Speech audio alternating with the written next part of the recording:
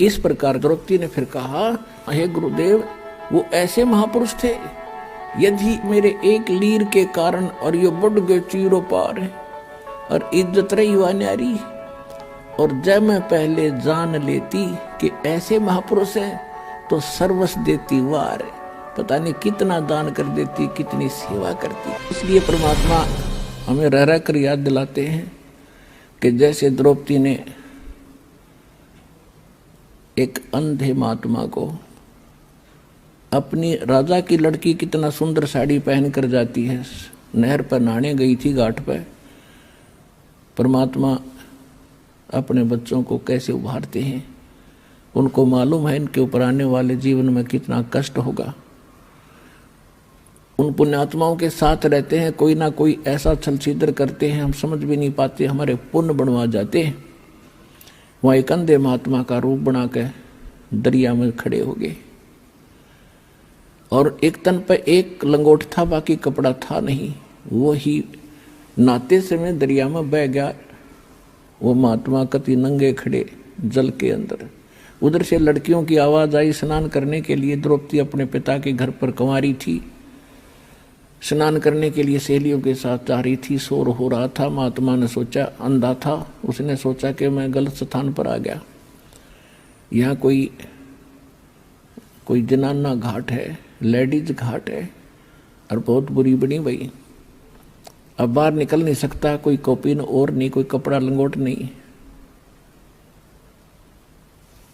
उधर से द्रौपदी ने देखा कि महात्मा स्नान कर रहे हैं, जो उनके नहाने वाले स्थान से, घाट से जिधर पानी बह रहा था डाउन स्ट्रीम में 100-150 फुट की दूरी पर संत स्नान कर रहे थे।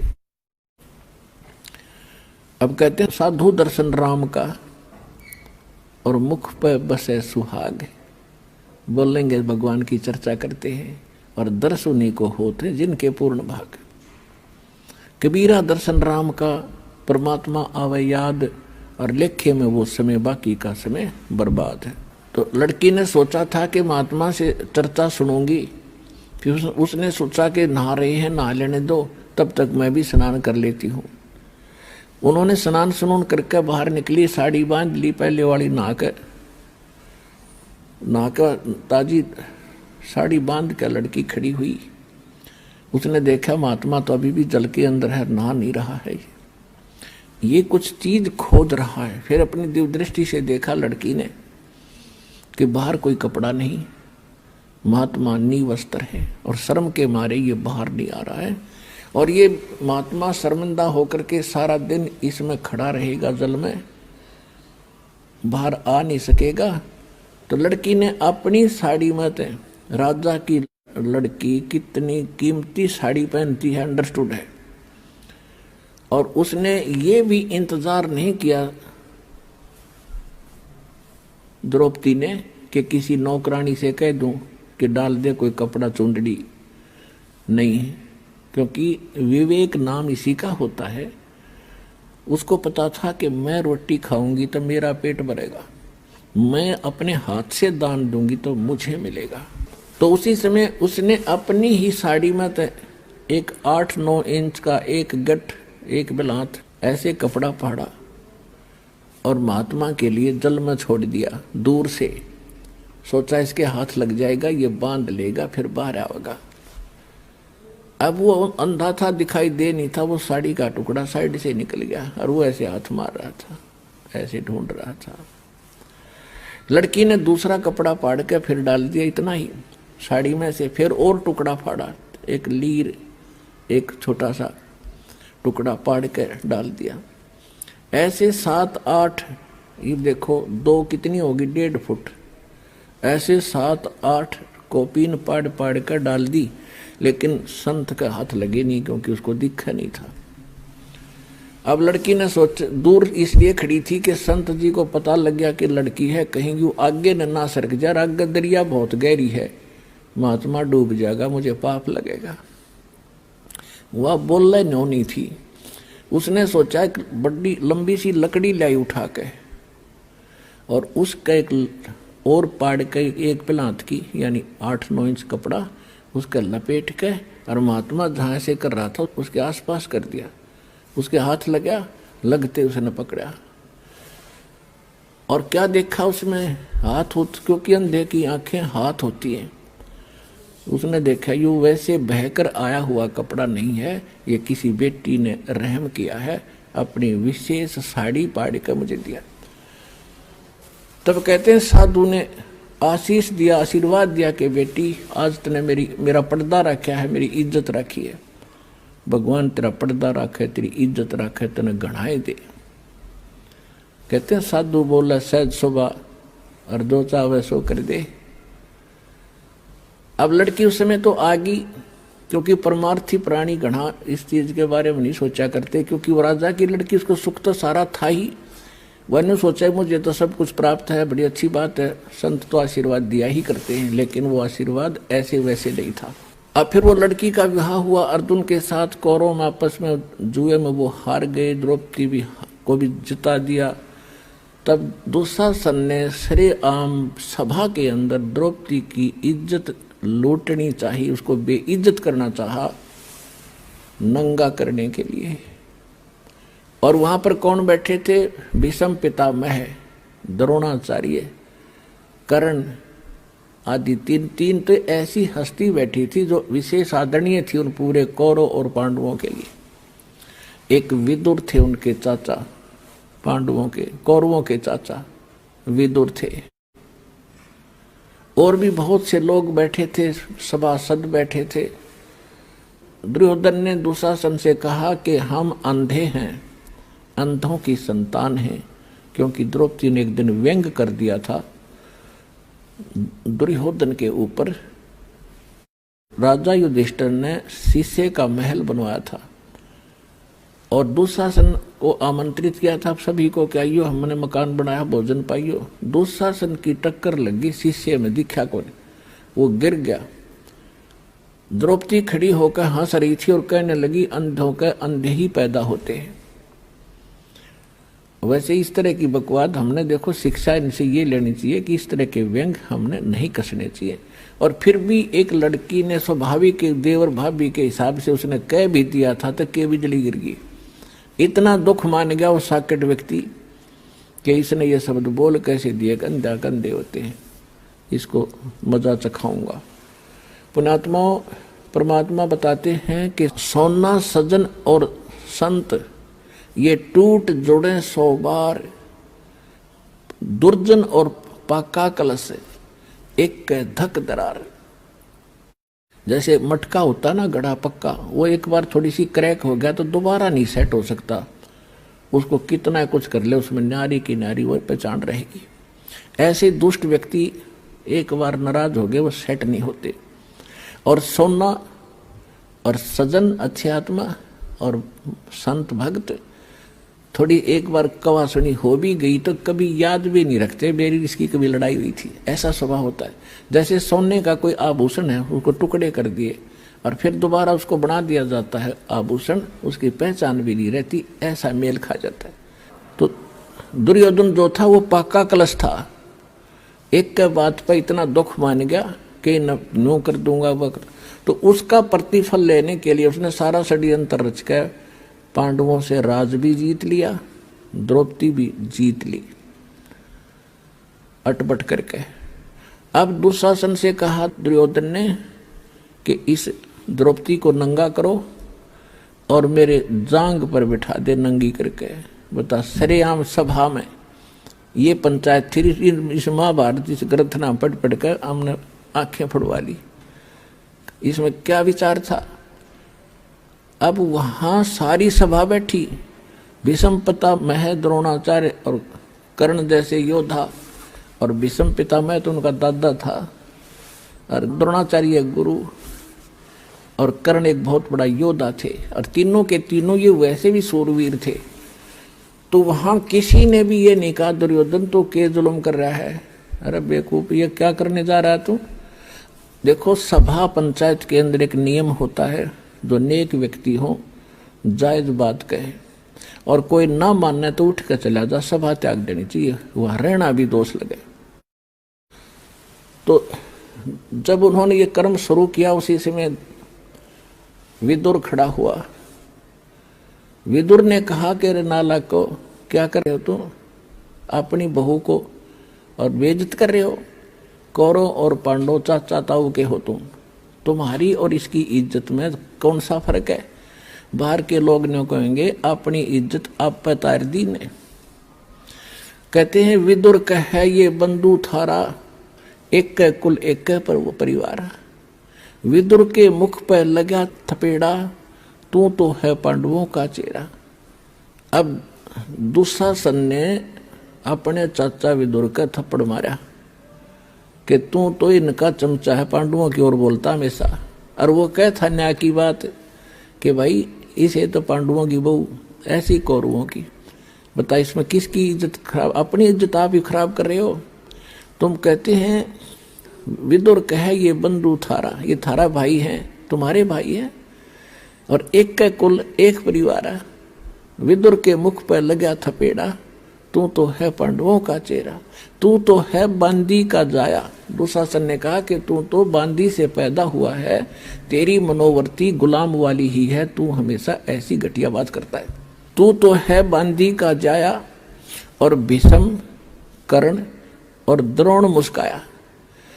जब दुशासन ने अपने चाचा का थप्पड़ मारा और उसको यूं कहा कि तू तो है बांदी का जन्मा हुआ गुलाम, तो उस बात पर वह तीनों, भीष्म पितामह दादा और द्रोणाचार्य गुरु और कर्ण व सूरवीर, तीनों ने हंसन लगे, मुस्कुराए। एक बहुत अच्छी बात कही। अरे बेशर्मो, खड़ा होकर ये कहना चाहिए था रे बेवकूफ, तूने कैसे अपने चाचा बात उठा दिया, नकमी आत्माओं। अगर उन तीनों में से एक भी खड़ा होकर ये कह देता खबरदार से लड़की का हाथ लगाया, कौरवों की हिम्मत नहीं थी। लेकिन वो बुद्धि भ्रष्ट थे।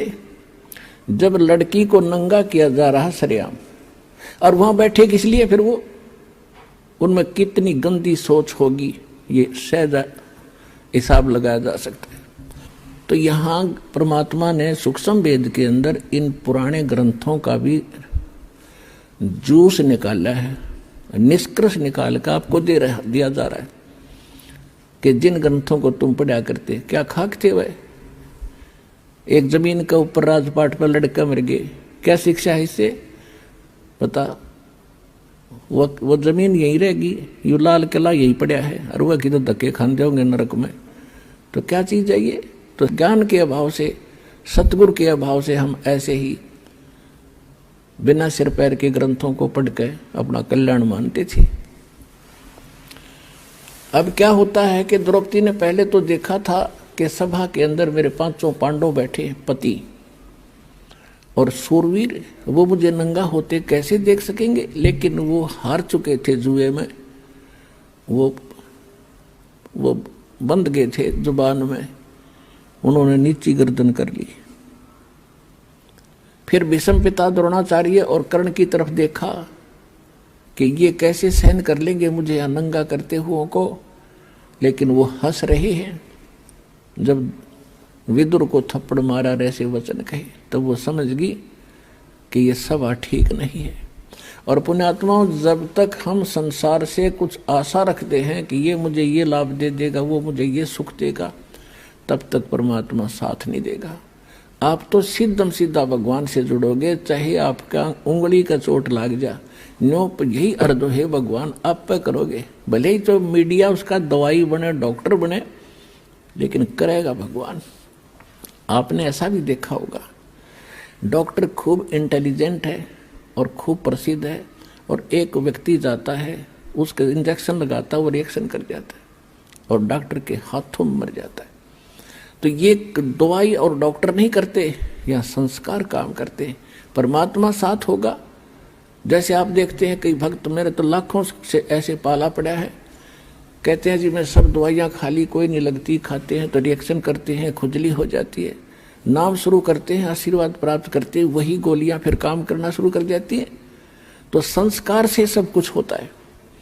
तो तब हम परमात्मा हमें पल पल में साथ देगा।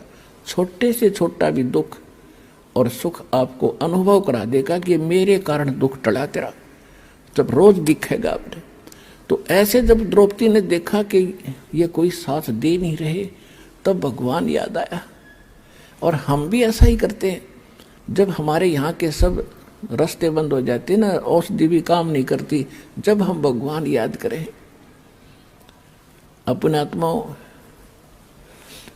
अब परमात्मा को याद तो सभी करते हैं आपत्ति में, लेकिन किसको राहत मिलती है? या तो उसके पिछले जन्म के पुण्य हो, उनसे भी लाभ दे देता है परमात्मा। और जब पुण्य ही खत्म हो जाएंगे तो बेसिक अर्जी लाए जाइए और बेसिक प्रार्थना करते रहना, कति सुनाई नहीं होगी। अब जैसे द्रौपदी ने वो एक पुण्य किया था और एक महापुरुष का वचन था, वो महापुरुष भी स्वयं परमात्मा ही थे। कहते हैं सोचल छिद्र मैं करूं अपने जन के काज। तो द्रौपदी कभी किसी जन्म में भगवान की शरण में रही हुई है वो आत्मा, और उनके पीछे परमात्मा कहते हैं जो बच्चा गौ की नजर में, न्यो साईं को संत, और भक्तों के पीछे फिरे वो भगत वत्सल भगवंत। अब द्रौपदी ने जब याद किया, हे भगवान, आज इज्जत इस दासी की आपके हाथ में है। आत्मा का साथी है भगवान कबीर साहब, और मन का साथी है काल। जब हम मन से कुछ पुकार करते हैं तब तक सुनाई नहीं होती, जब इसकी आत्मा रोती है वो भगवान का अंश है। अब यहाँ से जब द्रौपदी ने पुकार की तो धर्मराज के दरबार में, जो यहाँ का न्यायाधीश अकाउंट रखता है, उसके दरबार में इसकी चीख गई, वहाँ गूंजी बुरी तरह। और धर्मदास ने तुरंत उस नंबर की वह फाइल खोली जिसमें उस आत्मा के कुछ पुण्य और पाप डिपॉजिट थे। देखना चाहा कि इस आत्मा का कोई ऐसा कर्म है जिससे मैं मदद करवा सकता हूं। उसने देखा कि एक संत महात्मा का आशीर्वाद से इसने एक छोटा सा 9 इंच का कपड़ा दान किया हुआ है, और उसके आशीर्वाद से तो मैं खूब दे सकता हूं इसको। तो उसी समय वहां से रिफ्लेक्शन किया, और श्री कृष्ण जी को वो गुरु रूप में पूजा करती थी, मानती थी। और श्री कृष्ण खेला अपनी पत्नी रुक्मणी के साथ शतरंज, घर में महल में बैठा। तो वहां से रिफ्लेक्ट होकर धर्मराज के दरबार से वो पुण्य श्री कृष्ण के अंदर वो शक्ति वो आया। जब वो पास से डाल रहा था श्री कृष्ण, जैसे खेलते हैं ना शतरंज, ऐसे डालते हैं 11 कच्चे 12 पक्के 12 ऐसे, तो उसने पास से डाले थे और एकदम हाथ ऐसे अकड़ गया श्री कृष्ण का, और नो करने लगा अनंत अनंत अनंत। कृष्ण में भूत सा बढ़ गया। अब रुक्मणी कहने लगी हाथ पकड़ के कि बोल ढंग से बोल, अनंत अनंत क्या कर रहा है, बोल 12 हैं कच्चे 18 हैं क्या है, और ये अनंत क्यों कहा तो मुझे बता। तब परमात्मा ने उसकी दिव्य दृष्टि खोल दी।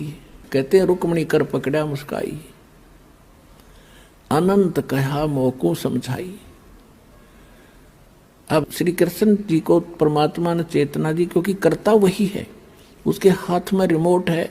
वो कौन से इंस्ट्रूमेंट से, कौन सी तोप से, कौन सी मिसाइल से कौन सा काम ले, उसके हाथ में रिमोट है। तो श्री कृष्ण जी के अंदर परमात्मा ने वह पावर भेजी, वो पुण्य भेजा, और फिर वो तो वहां उसको दिखा दी कि द्रौपदी को दुशासन ने पकड़ रखा है और उसकी इज्जत खराब करना चाहता है। और तो वहां परमात्मा बुलवा रहे हैं श्री कृष्ण से कि हमरा भगत पे छोड़ी हुई, दुशासन ने द्रौपदी पकड़ी, हमरी भक्त सकल में सिखरी। हमरी भक्त पे छोड़ी हुई तो हमरा नाम न लेवे कोई। यदि भगत ही हानि में रहेंगे तो राम का नाम मिट जाएगा। अब वो तो लग गया खेलन, तंदे ही से पासा डारी और पहुंचे सुख समरूप मुरारी। अब हमने मुरारी नाम श्री कृष्ण का लिख रखा है। मुरारी का वास्तविक अर्थ है राक्षस का शत्रु। अरि माने शत्रु, मुरा माने राक्षस। तो सबसे बड़ा जो राक्षस हमारा कर्म है, पाप कर्म, और उस पाप कर्म रूपी राक्षस ने ना कृष्ण काट सकता, ना विष्णु काट सकता, ना राम काट सकता, ना ब्रह्म, ना ब्रह्मा विष्णु महेश, ना शिव, केवल एक परमात्मा कबीर भगवान काट सकता है। तो वो वास्तव में मुरारी है। जैसे वासुदेव श्री कृष्ण को कहते थे, वासुदेव नहीं है श्री कृष्ण, वासुदेव का अर्थ ही कुछ और होता है। वो तो वासुदेव का बेटा था। वासुदेव एक व्यक्ति था, लेकिन वेदों में वासुदेव परमात्मा का अलंकृत नाम है, उपमात्मक नाम है, जिसकी प्रभुता सबके ऊपर हो, जिसका वास सब जगह हो, उसको वासुदेव कहते हैं। तो ऐसे ये मुरारी। तो यहाँ गरीबदास जी की वाणी को समझने के लिए इस दास के इसलिए आवश्यकता पड़ी, परमात्मा ने ये बुद्धि दी। तो कह रहे हैं गरीबदास जी के रुक्मणी कर्म पकड़ा मुस्काई, अनंत कहा मोह को समझाई। क्या कहते हैं श्री कृष्ण जी से अंदर से आवाज आ रही है कि दुशासन ने द्रौपदी पकड़ी और हमारी भक्ति सकल में सिखरी, और जब हमारी भक्त पिछोड़ी हुई, हार में आ गई हमारा भक्त, तो हमारा नाम न लेवे कोई। तंदे ही से पासा डारी, श्री कृष्ण तो वहाँ खेल रहा है और पहुंचे सतलोक से आके सूक्ष्म रूप मुरारी, और खेचत खेचत खेच कसीसा सर पर बैठे हैं जगदीशा। अब ये लीला क्यों करी कि न्यू बिना पता ना लागो भगवान ने मदद करी है द्रौपदी की। तो जिस कारण से सब लीला परमात्मा करके इस युग तक, इस समय तक परमात्मा में आपकी आस्था बढ़ा के लाए हैं, और उस कृष्ण और द्रौपदी की इस कथा ने हम आज तक सुनते और सुनाते रहे। लेकिन आपके आज तक कदे हुई ऐसी लीला जो द्रौपदी के साथ हुई थी, इस दास के साथ हुई, और इस सब के साथ हो रही है जब सच्चे भगवान से हम जुड़ गए।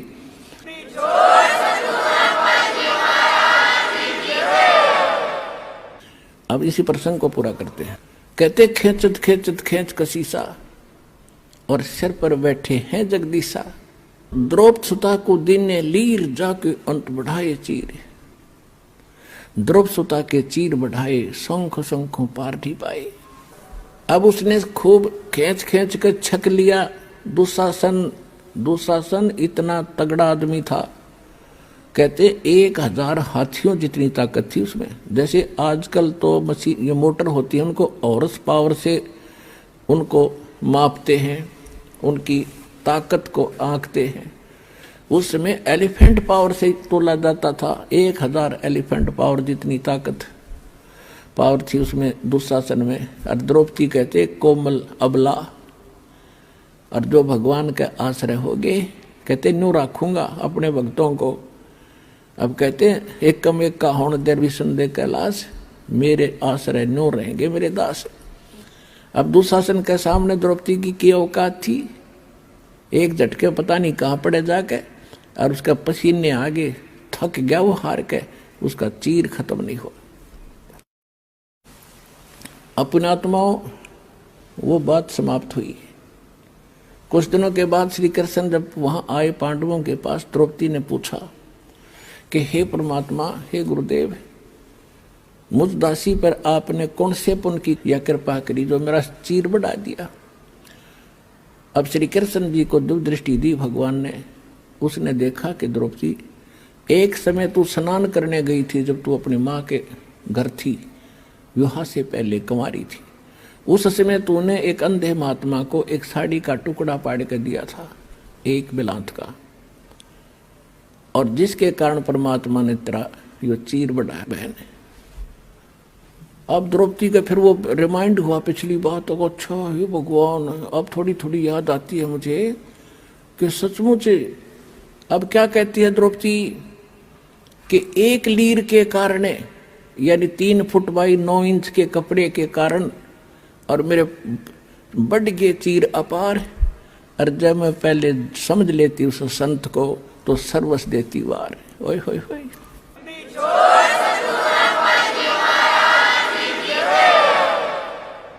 जैसे गीता जी में कहा है कि कुपात्र को दिया दान कभी सफल नहीं होता, और सुपात्र को दिया हुआ दान असंख्य गुना होकर मिलता है। गुरु बिन माला फेरते, गुरु बिन देते दान, गुरु बिन दोनों निष्फल हैं, चाहे पूछो वेद पुराण।